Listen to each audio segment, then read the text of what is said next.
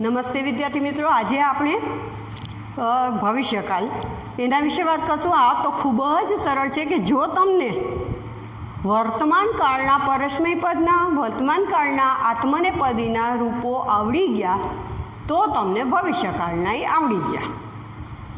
જુઓ, ધ્યાન રાખજો।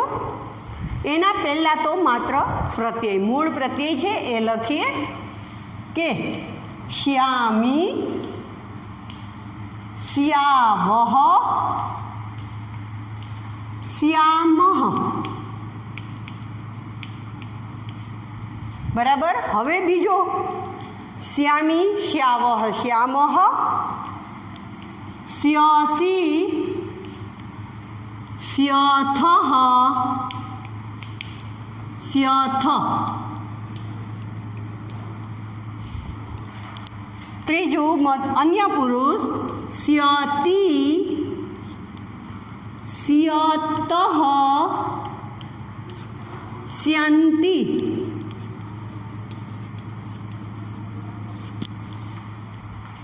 તમારે વ્યાકરણ બુકમાં આ લખવાનું છે, લખી લ્યો। ત્યાર પછી તમારે બીજું કોષ્ટક બનાવવાનું છે, અલગ જ બનાવવાનું। અહીંયા મેં મારી રીતે લખ્યું પણ તમારે બીજું કોષ્ટક બનાવવાનું। શું કામ એમ કરવાનું? કારણ કે તમને આ રૂપો ખબર હોવા જોઈએ કે આની અંદર શ્યામી, શ્યાવહ, શ્યામ એ ભવિષ્યકાળના જ પ્રત્યય છે। ભવિષ્યકાળના પ્રત્યયો અને પરસ્મય પદીના આ પ્રત્યયો છે। તમે એક વખત વર્તમાન કાળ સાથે જુઓ, એનું મેચિંગ કરો તો તમને ખ્યાલ આવે। વર્તમાન કાળમાં શું છે?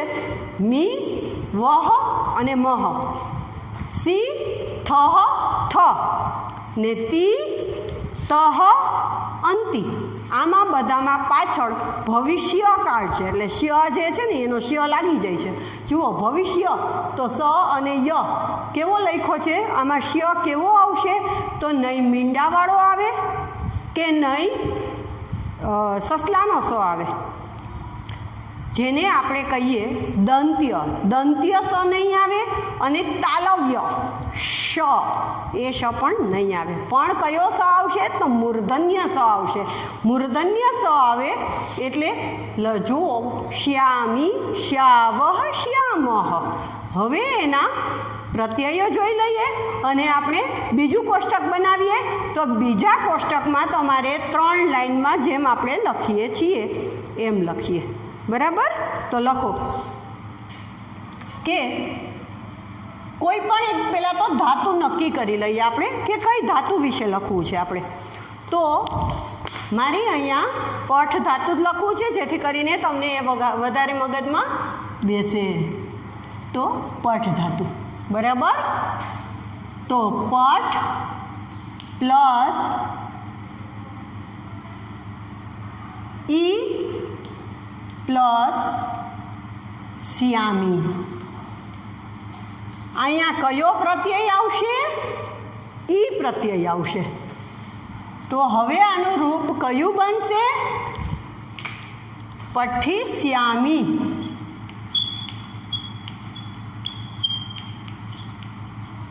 આ એનું રૂપ બનશે। એવી જ રીતે અહીંયા ફરી હવે તો તમે લખી શકો છો પઠ પ્લસ ઈ પ્લસ શ્યાવહ।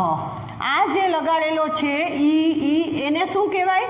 તો એનું વિકરણ પ્રત્યય કહેવાય। અને એ ભવિષ્યકાળમાં ઈ પ્રત્યય, તમને કોઈ પૂછે કે ભવિષ્યકાળમાં વિકરણ પ્રત્યય કયો આવશે? તો ઈ આવશે। કયો આવશે? ઈ આવશે। એટલે પઠિષ્યાવહ,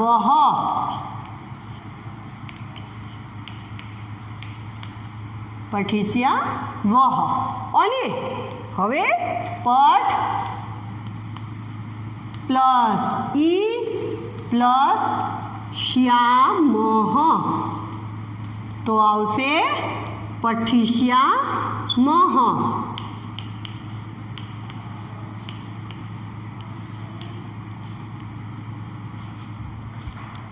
બરાબર? હવે એવી રીતે મધ્યમ પુરુષ છે તો એની અંદર જુઓ કે આવશે પઠ પ્લસ ઈ પ્લસ શ્યસી। પઠ પ્લસ ઈ પ્લસ 86। તો આવશે પઠિષ્યસી.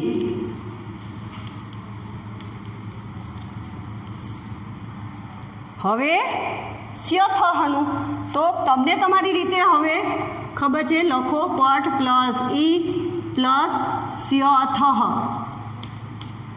પઠિષ્યથ.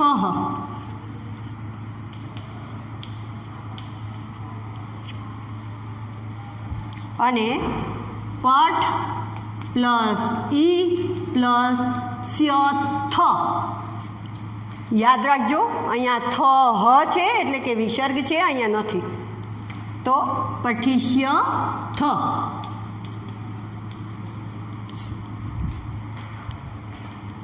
સ્યતિ પઠ પ્લસ ઈ પ્લસ સ્યતિ, પઠિષ્યતિ.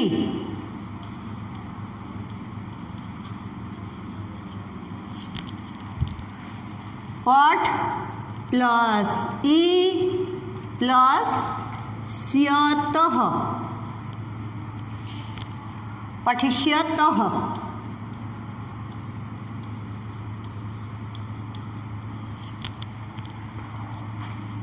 પઠ પ્લસ ઈ પ્લસ સ્યંતિ, પ્લસ સ્યંતિ, પઠિષ્યંતિ.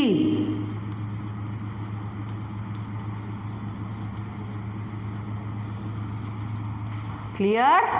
તમારે આ તમારી ગ્રામર બુકમાં લખવાનું છે.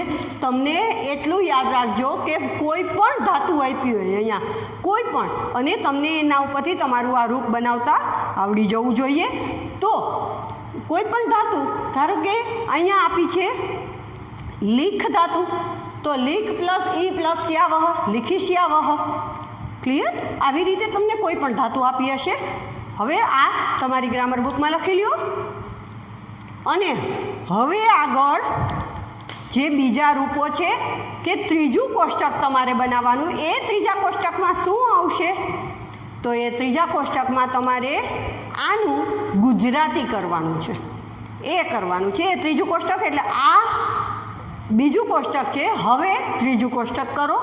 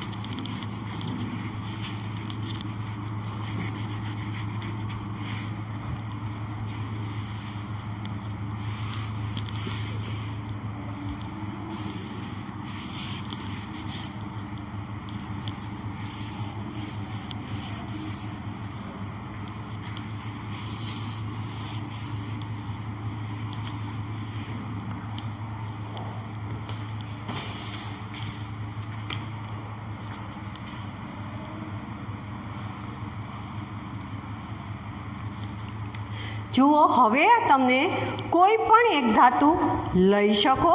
જેમ કે મેં તમને વાત કરી એમ કે લીખ ધાતુ લઈએ તો બરાબર. જુઓ કરીએ. હવે અહીંયા લીખ ધાતુ, લીખ, અને ડાયરેક્ટ જ લખવાનું છે. હવે લીખિષ્યામી, લીખિષ્યા વહ, અને લીખિષ્યા મહ.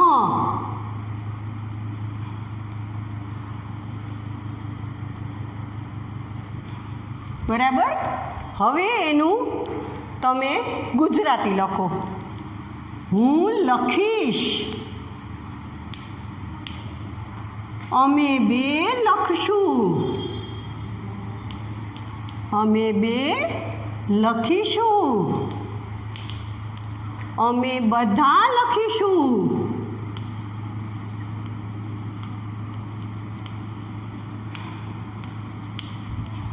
બરાબર? હવે અહીંયા લખો લીખિષ્યસી,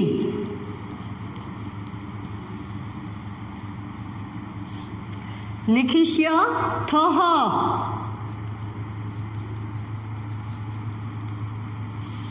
અને लिखिष्य थ।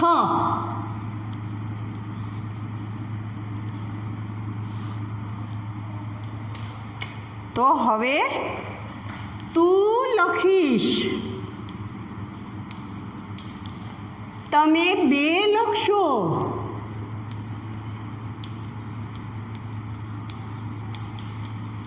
तमे बधा लखशो।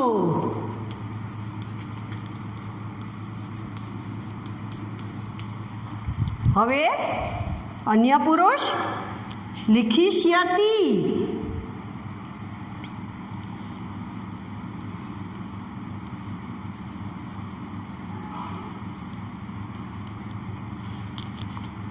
लिखिष्यतः,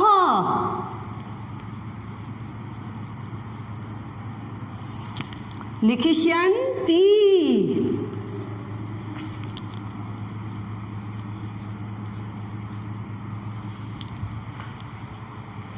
ते लक्ष्ये, तेओ बे लक्ष्ये,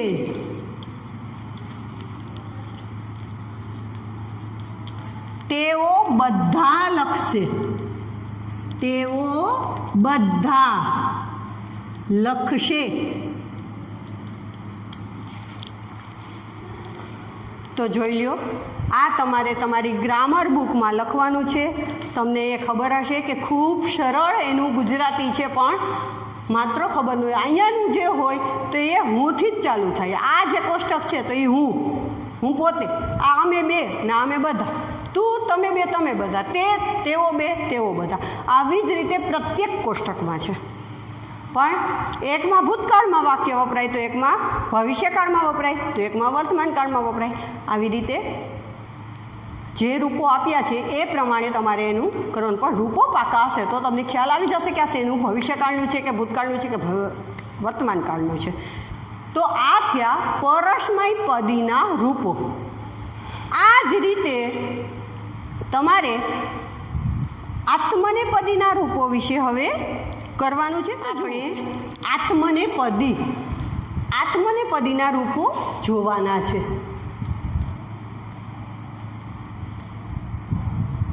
તો આત્મનેપદના રૂપો શું થશે એ પણ તમે જોશો ને વર્તમાનકાળ જેવા જ છે, પણ આગળ સ્ય, બરાબર।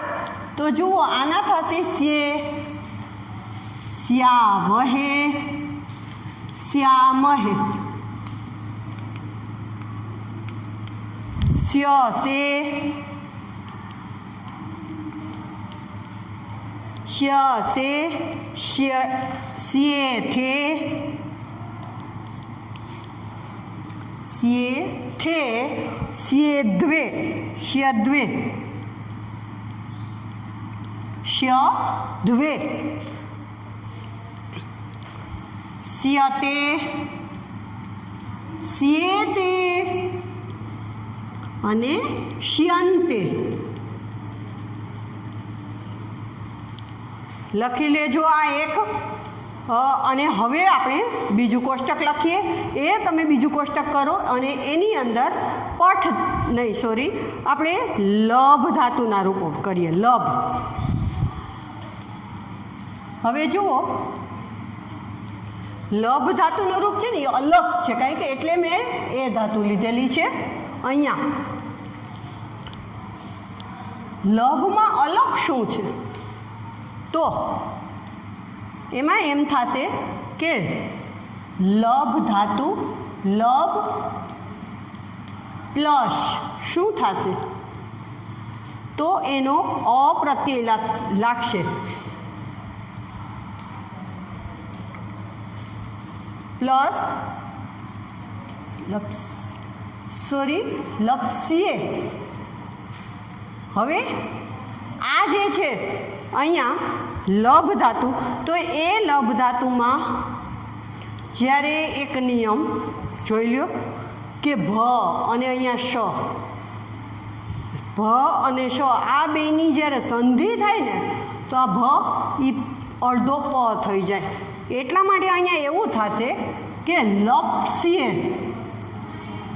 લપસી અને એમાંય પાછો આ સ છે એ દંતીય સ થઈ જશે, દાંતથી બોલવાનો શ.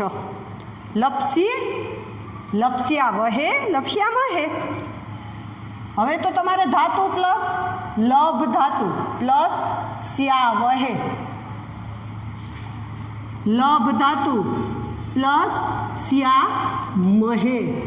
હવે તમને આ આગળ બધું આવડે છે, કરી નાખો કે લપસ્યા વહે,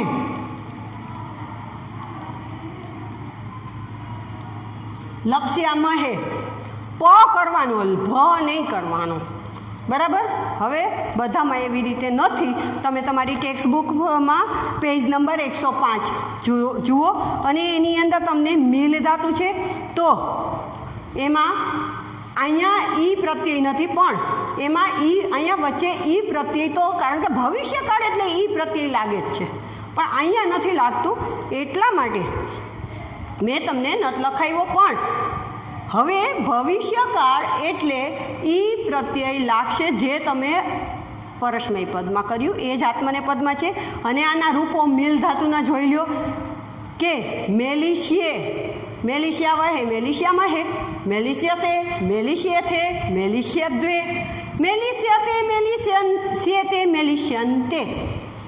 તમે તમારી ટેક્સ્ટ બુકમાંથી મેલ ધાતુનું રૂપ પણ લખી શકો અને એનું કંઈ ગુજરાતી હવે નથી લખવાનું, બેનનું સેમ જ થાય છે કે આમાં પણ આ લભ ધાતુ એટલે મેળવવું, કે હું મેળવીશ, અમે બે મેળવશું, અમે બધા મેળવશું.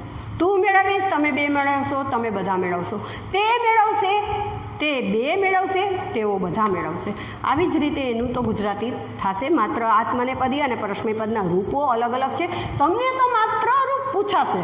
જો આ લપસ્યા વહે પૂછાય તો આ જે છે એ કેનું છે ને એ તમે વિચારો. લપસ્યા વહે પૂછાય તો તમારે કહી દેવાનું કે ભવિષ્યકાળ આત્મનેપદ ઉત્તમ પુરુષ દ્વિવચનનું રૂપ થાય. આવું તમને પૂછવામાં આવશે. કાયમ કહેશે કે ભવિષ્યકાળ અન્ય પુરુષ એક વચનનું રૂપ કયું થાય? 3 ઓપ્શન છે, તો 3 ઓપ્શનમાં સિયતે વાળું હોય એ થાય. આવી રીતે તમારે સિલેક્ટ કરવાનું, પણ તમને આવડશે આ રૂપો તો જ તમે એ સિલેક્ટ કરી શકશો. તો હવે આપણે વ્યાકરણમાં અભ્યાસ 3 અહીંયા કમ્પ્લીટ થાય છે અને તમારે અભ્યાસ 3નું જે સ્વાધ્યાય છે એ તમારે કરવાનું છે. તો કરજો. તો નમસ્તે વિદ્યાર્થી મિત્રો.